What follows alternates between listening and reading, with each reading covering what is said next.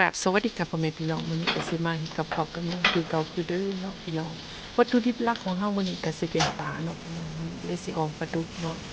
ผักนาต่างอย่างที่เอามาออกใส่ก็สิมีทั่วไปพี่น้องหาได้อะไรก็มาใส่อันนั้นเนาะพี่น้องเริ่มต้นจากการเด็ดผักเรียบร้อยผักที่เราจะออกใส่ก็สิมี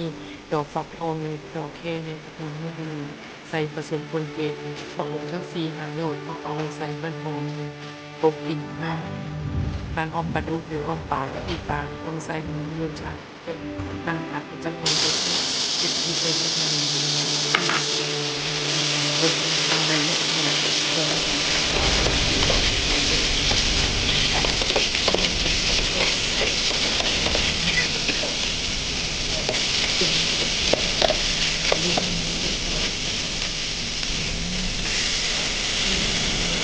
ประมาณนี้เนาะส่วนมากการทำแบบนี้เราคิดคือสายบ้านเฮาหรือว่าเน้นอาหารเฮาเป็นอาหารกับข้าวเหนียวหรือว่าข้าวสวยก็ได้ที่มันบ่ค่อยมีเนาะปานใดดอก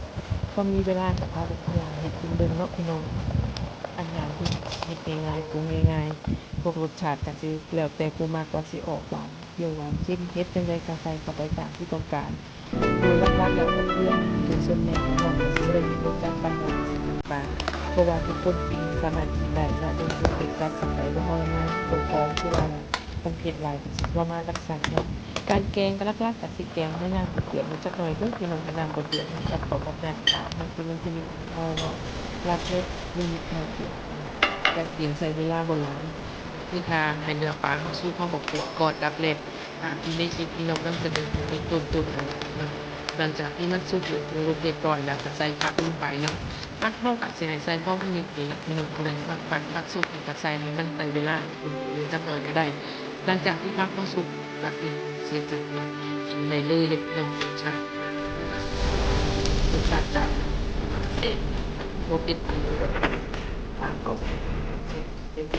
gua pakai gitu. Tengok Pak.